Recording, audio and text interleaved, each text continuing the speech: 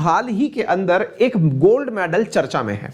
भाई अपन ने बहुत सारे गोल्ड मेडल इन दिनों ओलंपिक्स के अंदर सुने हैं, लेकिन वर्तमान में एक कांग्रेसनल गोल्ड मेडल का नाम चर्चा में आ रहा है। What is that congressional gold medal, यानी कि कांग्रेसियों को कांग्रेसनल गोल्ड मेडल क्या है। अब मैं इसमें कांग्रेसी जोड़ करके इस शब्द को खराब नहीं करना चाहता, क्योंकि आप इसे कहीं ऐसे रिलेट ना कर लें कि इंडिया के अंदर कांग्रेस पार्टी है और उसके द्वारा शायद कोई गोल्ड मेडल दिया जाए। जी नहीं, कांग्रेस किसी संगठन को कहा जाता है, संगठन जो कि समान विचार का हो। इसी प्रकार से अमेरिका के अंदर जो संसदीय व्यवस्था है, जैसे इंडिया में पार्लियामेंट जिसे कहा जाता है, अमेरिका में उसे संसद कांग्रेस कहा जाता है। कांग्रेस के ही एक सदस्य जिन्हें आप एक प्रकार से अपने यहां पर जैसे एमपी कहते हैं, मेंबर ऑफ पार्लियामेंट, ऐसे ही अमेरिका के अंदर एक एमपी ने, यानी member of parliament that is member of Congress ने हाल ही में यह रिकमेंड किया है कि महात्मा गांधी जी को कांग्रेसनल गोल्ड मेडल दिया जाना चाहिए। फिर से सुनिए, उन्होंने रिकमेंड किया है अपनी पूरी संसद को, दैट इज कांग्रेस को, कि महात्मा गांधी जी को कांग्रेसनल गोल्ड मेडल दिया जाना चाहिए। इतनी बात समझ में आई। पहला तो ये न्यूज क्यों आई चर्चा में वो मैंने आपको बता दी। चर्चा में आने के पीछे मैंने बता दिया, इनका नाम है कैरोलिन मेलोनी। कैरोलिन मेलोनी ने अपने द्वारा कहा है कि महात्मा गांधी जी को मतलब ये कांग्रेसनल गोल्ड मेडल दिया जाना चाहिए। अब ऑब्वियस सी बात है, वो जिंदा तो है नहीं, ऐसी स्थिति में उनके पोस्टहुमसली यानी मरणोपरांत यह पुरस्कार दिया जाना चाहिए। सवाल नंबर 2, सर क्या है ये अवार्ड, क्या है इसकी वैल्यू, कितना सिग्निफिकेंट है ये? तो आइए अब मैं इसके बारे में आपको बताता हूं। साथियों, कांग्रेसनल गोल्ड मेडल अमेरिका का सिविलियन क्षेत्र में दिया जाने वाला सर्वोच्च पुरस्कार है। It is equivalent to Bharat Ratna. जिस प्रकार से भारत का सर्वोच्च पुरस्कार भारत रत्न है, उसी प्रकार से अमेरिका का सर्वोच्च पुरस्कार कांग्रेसनल गोल्ड मेडल है। इतनी बात समझ में आ गई। ऐसे ही एक अवार्ड यहां पर और दिया जाता है, दैट इज प्रेसिडेंट्स ऑनर। वो यहां का सेकंड मतलब बेस्ट या इक्विवेलेंट बेस्ट समझा जाने वाला पुरस्कार माना जाता है। अच्छा, अब सवाल बनता है कि ऐसा क्यों हो रहा है, क्यों इनका रिकमेंड नाम किया गया है? रिकमेंड करने का अर्थ हुआ कि इन्होंने चर्चा की है कि इन्हें दिया जाना चाहिए, लेकिन दैट डजंट मीन कि इन्हें ही दिया जाना चाहिए। इन्होंने नाम प्रस्तावित किया है। फिर आप पूछेंगे, जब नाम प्रस्तावित कर दिया है तो क्या इसकी वजह से इनको पुरस्कार मिल ही जाएगा क्या? क्या यह सेट है क्या? तो साथियों, यहां पर एक बड़ा सवाल बनता है। जी नहीं, ऐसा बिल्कुल सेट नहीं है कि इनने कह दिया तो इन्हें मिल ही जाएगा। रीजन क्या है? यहां की जो संसद है, यानी अमेरिका की जो संसद है, उसके 2/3 सदस्यों के द्वारा जब तक इनके नाम के पक्ष में प्रमाण नहीं दिया जाएगा या इनके पक्ष में समर्थन नहीं दिया जाएगा, तब तक इन्हें कांग्रेसनल गोल्ड मेडल नहीं मिल सकता। यानी कि कुल सदस्य संख्या के 2/3 सदस्यों के द्वारा जब नाम रिकमेंड किया जाएगा, तभी, रिकमेंड से मतलब नाम तो प्रस्तावित हो गया, अब वोट में इनके पक्ष में मतदान जाएगा तो महात्मा गांधी जी को अवार्ड दिया जाएगा। अब आप सवाल पूछेंगे, भाई क्यों? ये है वो कैरोलिना, इनका नाम है कैरोलिन मेलोनी, जिन्होंने कहा है, ये कहां से है? कांग्रेसमैन है न्यूयॉर्क से। इन्होंने कहा है कि हाउस ऑफ रिप्रेजेंटेटिव, यानी कि यहां पर जो इनकी लोकसभा है, उसके अंदर इन्होंने कहा है कि मैं चाहती हूं कि गांधी जी को मरणोपरांत पुरस्कार दिया जाए। फिर सवाल बनता है, भाई किस बात के लिए दिया जाए? गांधी जी को दिया जाए या इंडिया को सम्मानित किया जाए, किस चीज के लिए? तो इन्होंने कहा कि गांधी जी के द्वारा जो अहिंसा का मार्ग अपनाया गया था, उस कार्य के लिए इन्हें पुरस्कार दिया जाना चाहिए। फिर इनसे पूछा जाएगा कि तुम अमेरिका वाले अहिंसा की बात करते हो, थोड़ी जम नहीं रही? यानी कि तुम्हें क्या यह समझ में आ गया कि अहिंसा ही सबसे बड़ा काम है? किस प्रकार से अहिंसात्मक चीजों को करते हुए हम लोग एक ऐसी दुनिया की तरफ बढ़ सकते हैं जो कि बहुत लंबे समय तक सस्टेन कर सकती है। क्या तुम्हें उनके मूल्य समझ में आए? ये मेरा क्रॉस क्वेश्चन है। डेफिनेटली इन्हें ये शायद समझ में आए होंगे, लेकिन आप में से बहुत सारे विद्यार्थियों को अहिंसा का भाव नहीं पता, वो मैं समझाऊंगा। फिलहाल के लिए इन्होंने कहा है कि अहिंसा के लिए दिया जाना चाहिए। फिर सवाल बनता है कि अहिंसा के लिए दिया जाना चाहिए, तो क्या गांधी जी पहले ऐसे अहिंसावादी व्यक्ति होंगे जिनके जिनके लिए यह नाम रिकमेंड किया गया है? आंसर बनता है जी नहीं।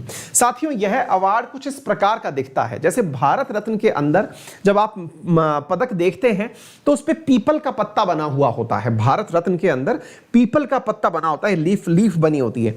लेकिन इसमें जो अवार्ड दिया जाता है, जिसको अवार्ड दिया जा रहा है उसका इमेज बना होता है। लेट्स से एक बार यह अवार्ड दिया गया था नील आर्मस्ट्रॉन्ग, यानी अमेरिका के वो मेंबर या साथीगण जो कि चांद पर गए थे, तो उस टीम को यह अवार्ड दिया गया था, तो उनकी फोटो इस पर बनी हुई थी।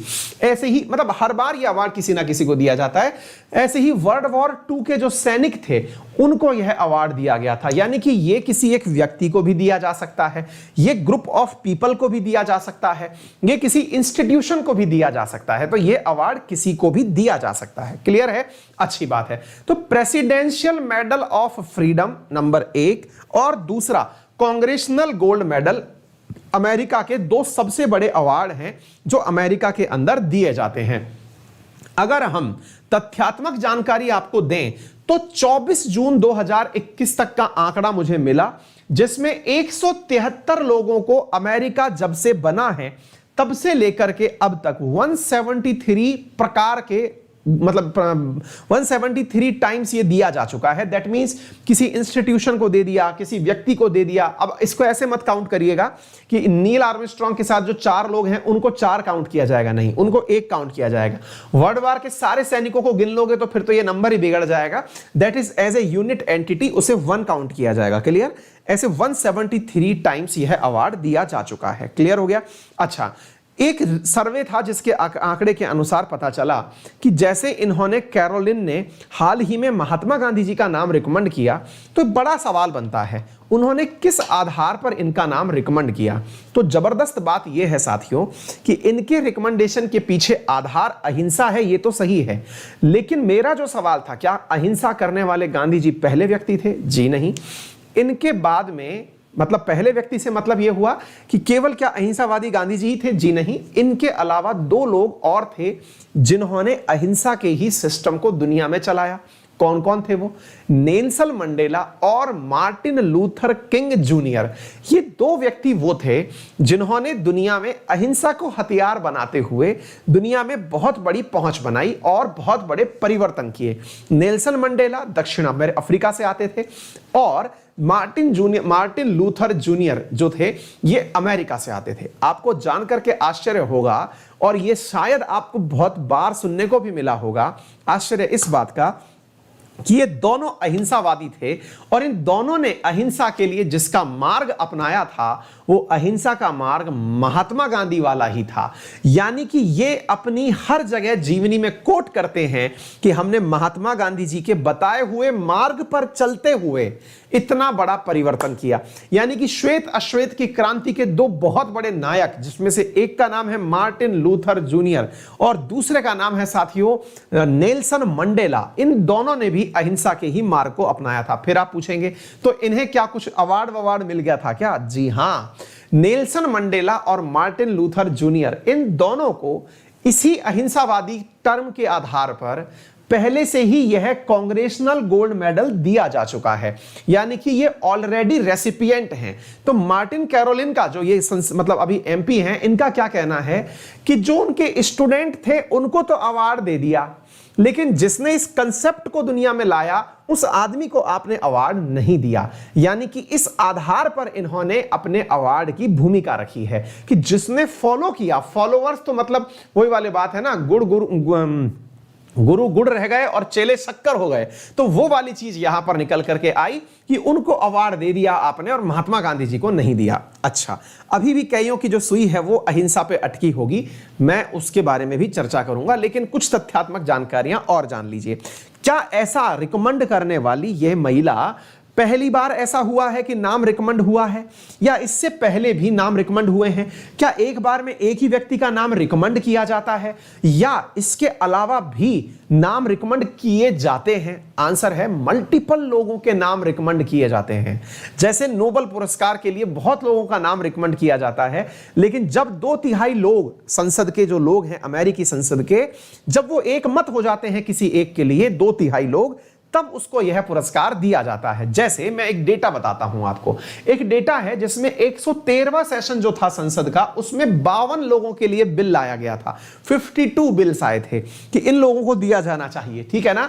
ऐसे ही साथियों अलग अलग नंबर्स को अगर आप देखें तो 114वें जो कांग्रेस का सेशन 2015-16 में चला था, उसमें भी 52 बिल्स इंट्रोड्यूस किए गए थे। 115वें सेशन में 55 बिल इंट्रोड्यूस किए गए थे। 19-20 के अंदर 57 बिल इंट्रोड्यूस किए गए थे। तो इस बात से क्या कंफर्म हुआ? इस बात से यह कंफर्म हुआ कि यह श्योर नहीं है कि महात्मा गांधी जी को अवार्ड मिल ही जाएगा, क्योंकि उनको अवार्ड बिल्कुल वैसे ही इंट्रोड्यूस बिल के माध्यम से ही दिया जाएगा। लेकिन हर बार ऐसे बिल भी 50 की संख्या में इंट्रोड्यूस होते हैं। लेकिन हां, ये चर्चा का विषय तो बन गया कि महात्मा गांधी जी का नाम आया तो सही कम से कम अमेरिका के अंदर। ऐसे अमेरिका ने जो कि हमेशा हिंसा के लिए ही जाना जाता है, वो अहिंसा की बातें कर रहा है। अगर मैं रिसेंट अवार्ड विनर की अगर आपको बात बताऊं तो रिसेंटली जो अवार्ड दिया गया है यही वाला, ये अवार्ड दिया गया है साथियों, अगर याद हो तो डोनाल्ड ट्रंप के टाइम पर, जब डोनाल्ड ट्रंप जाने वाले थे तो वहां पर कैपिटॉल के ऊपर कुछ उपद्रवी लोग चढ़ गए थे। अमेरिका के जो सरकारी कार्यालय हैं जहां पर राष्ट्रपति खुद बैठते हैं, वहां पर उपद्रवी लोग, प्रदर्शनकारी लोग चढ़ गए थे। तो उस कैपिटॉल को बचाने वाले जो पुलिस वाले थे, उनको ये अवार्ड रिसेंटली दिया गया। यानी मोस्ट रिसेंट जो इसका रिसीवर है वो कौन है, ये मैंने आप लोगों को बता दिया है। एक बड़ा सवाल बनता है कि क्या यह केवल एक ही व्यक्ति को दिया जा सकता है? जी नहीं, यह कितने भी लोगों को एक बार में दिया जा सकता है, इट डिपेंड्स।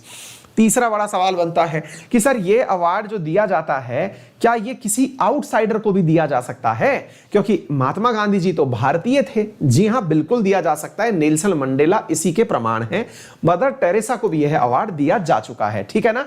तो ये आपके सामने कुछ लोग हैं जिन्हें इस प्रकार से ये, अच्छा 2018 के अंदर हम बात करें तो उस समय भी साथियों इसके बारे में चर्चा की गई थी। 2018 में भी यह प्रस्ताव लाया गया था कि महात्मा गांधी जी को अवार्ड दिया जाना चाहिए।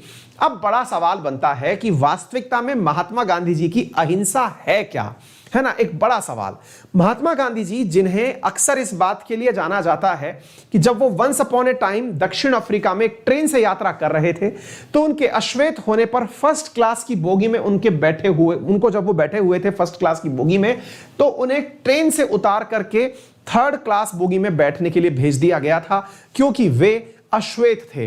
वहीं से कहते हैं कि उन्होंने श्वेत अश्वेत की पहली लड़ाई लड़ने का निर्णय लिया था। यह महात्मा गांधी जी के जीवन का टर्निंग पॉइंट था। इससे पहले वे अफ्रीका में यानी साउथ अफ्रीका में काम कर रहे थे। साथियों, महात्मा गांधी जी ने जब इस प्रयास को शुरू किया तो उन्होंने सबसे पहले, अच्छा चलिए बताइए, अहिंसा, सत्य अहिंसा अस्ते अपरिग्रह, ये गांधी जी के प्रमुख मूल्य हैं। लेकिन इनमें से 5 मूल्य, जिसमें से सत्य और अहिंसा की जब हम बात करते हैं, जो सबसे प्रमुख मूल्य है, ये किसने दिए? ये जैनिज्म के मूल्य हैं या बुद्धिज्म के मूल्य हैं? कमेंट बॉक्स में बताइए। अहिंसा मूल रूप से किसका है? गौतम बुद्ध का है या महावीर स्वामी का है? जल्दी से कमेंट बॉक्स में बताइए, क्योंकि अल्टीमेटली आपको यह भी समझ में आना चाहिए कि गांधी जी के पास यह विचार कहां से आया था। तो मैं आपसे पूछ रहा हूं कि अहिंसा जो शब्द है, यह गौतम बुद्ध का दिया हुआ शब्द था या फिर महावीर स्वामी का था? कमेंट बॉक्स में बताइए, तब तक मैं आपको आगे की बात बताता हूं। तो गांधी जी ने फिर जब भारत आगमन किया, उसके बाद से लेकर के गांधीवादी युग भारत के अंदर शुरू हुआ और अंग्रेजों को यहां से भगाने के लिए उन्होंने अहिंसा का ही साथ लिया। अहिंसा का अर्थ मैंने बहुत बार क्लास में समझाया है। हाँ जी, क्लास बटी हुई है, लेकिन अधिकांश लोग जो हैं वो जैनिज्म की बात कर रहे हैं। This is correct, Mahavir Swami के द्वारा ही दिया गया था यह शब्द, दैट इज अहिंसा, ठीक है ना। तो गांधी जी ने वहां से यह शब्द लिया था और वही शब्द आगे प्रमोट किया था। चलिए, तो अब हम अहिंसा की बात भी कर लेते हैं। गांधी जी की अहिंसा क्या थी? गांधी जी की अहिंसा के बारे में मैंने मल्टीपल टाइम, हर महीने में एक बार मैं क्लास में जरूर चर्चा करता हूं, लेकिन आज भी आपके सामने चर्चा फिर से कर रहा हूं। साथियों, आज आपके सामने बहुत अच्छे से एक उदाहरण आपकी आंखों के सामने बन रहा है और वो उदाहरण है तालिबान का। आपने 2 चीजें हाल ही में देखी। कौन कौन सी चीजें देखी? अमेरिका का तालिबान के ऊपर, यानी कि एक प्रकार से अमेरिका का अफगानिस्तान पे कब्जा करने का प्रयास, और तालिबान का अमेरिका के साथ में सामने काउंटर करने का प्रयास। दोनों ही जगह हिंसा का उपयोग किया गया। यही वो हिंसा है जिसके कारण आज तक अफगानिस्तान, जिसके अंदर किसी भी प्रकार के संसाधनों का ऐसा कोई प्रचुर भंडार नहीं है कि जिसके लिए लड़ाई हो रही हो, लेकिन वो पूरी टाइम युद्ध के अंदर ही रहता है, वार टोर नहीं रहता है। क्लियर? रीजन क्या है? रीजन है हिंसा। जब भी इस दुनिया में किसी भी प्रकार की उपलब्धि को हिंसात्मक तरीके से पाया जाएगा, वह स्थिति हमेशा के लिए आने वाली हिंसा को अपनी तरफ से बुलावा देगी। इसे ऐसे समझिए, अगर भारत के अंदर महात्मा गांधी जी के द्वारा अंग्रेजों को भगाते समय भारतवासियों को एक यह आह्वान कर दिया जाता कि उनके आसपास जितने पत्थर पड़े हैं उन पत्थरों को उठा लो, अपने घर में रखी हुई लकड़ियां डंडे उठा लो और केवल सड़कों पे उतर आओ, अंग्रेजों को पीटना है। अगर ऐसा भी कह देते, जैसे आज जब आप तालिबान की इमेज देखते हैं तो तालिबान के आपको जितने भी लड़ाके दिखाई देते हैं वो लड़ाके अपने हाथ में गन लिए हुए ही दिखाई देते हैं। लेकिन भारत का स्वतंत्रता संग्राम उठा के देखिए, भारत के स्वतंत्रता संग्राम में आपको एक भी नेता गन लिए हुए दिखाई नहीं देगा। गांधी जी दिखते हैं, वो एक सिंबॉलिक लाठी लिए हुए एनी टाइम दिखते हैं। वो लाठी यही प्रमाणित करती थी हमेशा के लिए कि ये वो लाठी है कि यदि ये एक हो गई तो आपको इतना मारेगी कि आप टिक नहीं पाएंगे। यानी कि हमारे सामर्थ्य को पहचानिए, हमने अपने हाथ में कुछ नहीं उठा रखा है। यानी कि अहिंसा वो व्यक्ति करता है। आप दोनों चीजों की परिस्थितियों को नोटिस करिए। भारत ने भी 200 साल की पराधीनता के बाद अंग्रेजों को यहां से भगाया था, लेकिन किसी ने भी हाथ में हथियार नहीं उठाया था। एक भीड़ जो कि इकट्ठा होती थी, एक भीड़ जो कि अहिंसात्मक तरीके से बैठती थी, हड़ताल करती थी, अनशन करती थी, विरोध प्रदर्शन करती थी और अंग्रेजों को यहां से भगाने में कामयाब हुई। आप में से बहुत सारे युवा इस बात को शायद आज ना समझ पाए। रीजन क्या है? रीजन यह है, आपको लगता है कि यह हमारी कायरता की निशानी थी। जी नहीं, यह कायरता की निशानी नहीं थी। इसका प्रमाण आपको देश की आजादी के इतने साल बाद, जो 75 साल हम पूरे करने जा रहे हैं, उसके दौरान समझ में आ गया होगा। आजादी का अमृत महोत्सव हम मना रहे हैं, 75 साल पूरे करने जा रहे हैं। साथियों, आपको इस बात का एहसास होना चाहिए कि भारत अपने 75 साल कैसे पूरे किया। यदि हमको पता है, जब अंग्रेज हमको छोड़ के जा रहे थे तो उन्होंने क्या कहा था? अंग्रेज हमारे बारे में कह के गए थे कि भारत में इतनी प्रकार की विविधताएं हैं, इतनी प्रकार की डाइवर्सिटी है कि भारत एक देश बन के रह ही नहीं सकता। यानी भारत में पता नहीं कितने प्रकार के टुकड़े होंगे, ऐसा कहना था।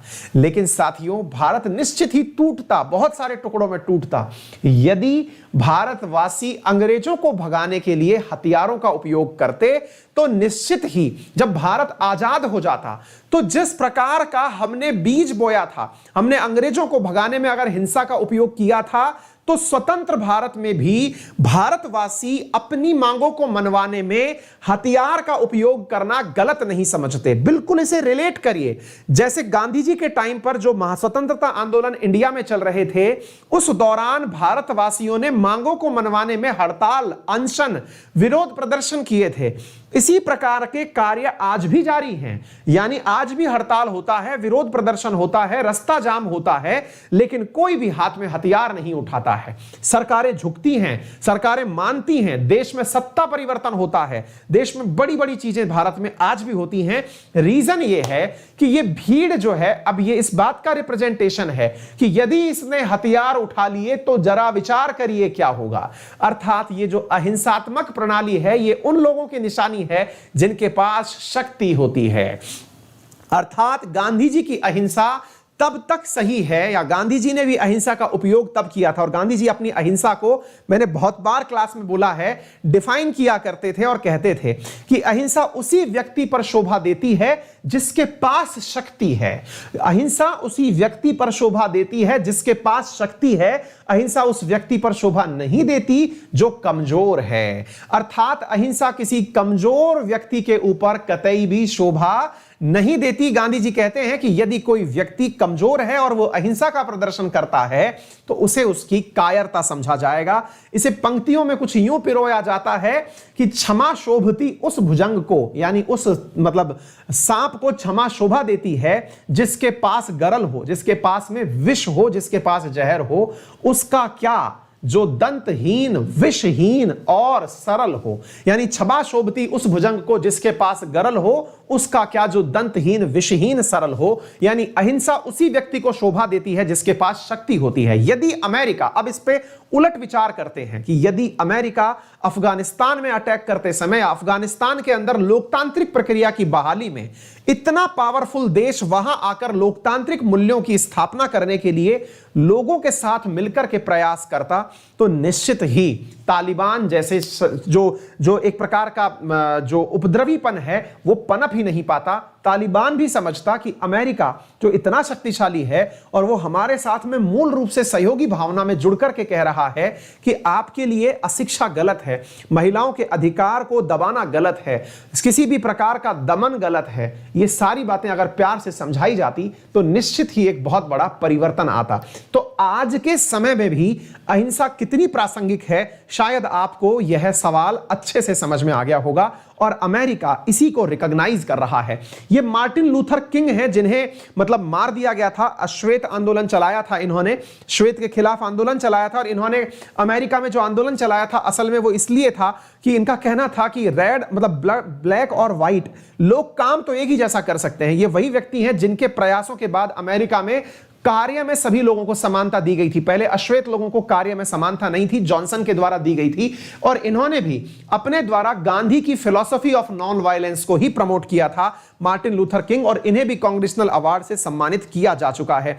यही है नेल्सन मंडेला जिन्हें भी गांधीयन फिलॉसफी के आधार पर श्वेत अश्वेत का जो आंदोलन चला था उसके अंदर इन्होंने भी विजय प्राप्त की थी और इन्हें भी इस अवार्ड से सम्मानित किया गया था। तो उम्मीद है मेरे तमाम साथियों को बहुत बेहतरीन तरीके से यह बात समझ में आ गई होगी कि कितनी महत्वपूर्ण है अहिंसा। अहिंसा के मूल्य आप में से कुछ लोगों को इस प्रकार समझ में आते हैं कि कोई आपको थप्पड़ मार रहा है तो थप्पड़ खा लेना अहिंसा है। जी नहीं, थप्पड़ तब खा लेना जब आप हाथ उठा सकते हैं, थप्पड़ तब खा लेना जब आप इतने शक्तिशाली हैं कि उसको सामने वाले को यह डर लग जाए कि यदि इसने हाथ उठा दिया तो मेरा क्या होगा। दैट इज योर अहिंसा, कि आपने तब थप्पड़ खाया। अगर आप बिल्कुल दीन दुखी दिनहारे हैं और फिर आप पिट रहे हैं तो गांधी जी भी आपको अहिंसा के समर्थन नहीं करते, वो भी कहते हैं कि यह आपकी कायरता है, यह आपकी अहिंसा नहीं है। उम्मीद है आपने महत्वपूर्ण रूप से इस विषय को समझने का प्रयास किया होगा। अक्सर आते हैं अनअकैडमी पर मेरे साथ पढ़ना, तो यूज माई रेफरल कोड अंकित 10 जिसका उपयोग करके आप अनअकैडमी पर एसएससी हो या यूपीएससी दोनों जगह सब्सक्रिप्शन परचेज कर सकते हैं। साथियों, यूपीएससी में मेरा रेफरल कोड अंकित 10 यूज करके 10% डिस्काउंट प्राप्त कर लीजिए इमीडिएटली। साथियों, यूपीएससी में जितने भी टॉप एडुकेटर्स पढ़ा रहे हैं उन सब की क्लासेस आपको मेरा रेफरल कोड अंकित 10 यूज करने से मिल जाएंगी। मेरे द्वारा ली गई क्लासेस भी मिल जाएंगी, भविष्य में आने वाली क्लासेस भी सारी आपको उसी रेफरल कोड से प्राप्त हो जाएंगी। जब तक सब्सक्रिप्शन है तब तक उन क्लासेस को आप देख पाएंगे। Prelims, mains, interview preparation, optional preparation, test series, किताबें, ये सब चीज आपको एक ही सब्सक्रिप्शन से उपलब्ध हो जाती हैं। एसएससी के अंदर मेरा वर्तमान में स्टैटिक जीके का बैच चल रहा है। यदि आप उसे ज्वाइन करते हैं तो पुरानी निकली हुई सभी क्लासेस मॉडर्न हिस्ट्री की वो आपको प्राप्त हो जाएंगी। भविष्य में आ रहा मेरा आर्ट एंड कल्चर का बैच भी आपको उसके साथ प्राप्त हो जाएगा। एसएससी के अंदर some complete math, reasoning, English, static GK ये आपको मात्र 5850 रुपए में प्राप्त हो जाता है यूजिंग रेफरल कोड अंकित 10, जिसके साथ 3 महीने का एडिशनल आपको एक्सटेंशन दिया जाता है। इस बार आप मेरे साथ कॉम्बैट देंगे, 12 बजे होगा 22 तारीख के दिन, आप इसे ज्वाइन करें। ये जबरदस्त इवेंट है जिसमें कि विनर्स को free of cost test join करवाया जाता है और विनर्स को 1 करोड़ के उपहार बांटे जाते हैं। तो आप मेरा रेफरल कोड अंकित 10 यूज कर सकते हैं। ये तमाम चीजें आपके लिए महत्वपूर्ण हैं। तो उम्मीद है कि आप सभी साथी जल्दी से अपना सब्सक्रिप्शन सुनिश्चित कर लेंगे और फिर क्लास में मुलाकात करेंगे। फिलहाल के लिए इतना ही, मुलाकात करते हैं आपसे अगली क्लास में। हाँ, क्लास की क्विजेस वगैरह जो कंटेंट वगैरह है वो सभी आपको प्राप्त होता रहेगा हमारे टेलीग्राम चैनल्स पर। मेरा ऑफिशियल टेलीग्राम चैनल है अंकित अवस्थी सर अनअकैडमी, इसके ऊपर भी आपको कंटेंट प्राप्त हो जाएगा और जो मेरे पर्सनल टेलीग्राम चैनल्स हैं उनके ऊपर भी आपको कंटेंट प्राप्त होता रहेगा। फिलहाल के लिए इतना ही, अपना ख्याल रखें, बड़ों का सम्मान करें, छोटों को प्यार दें, अपना व्यक्तित्व इस प्रकार से विकसित करें कि महिलाएं आपके साथ सुरक्षित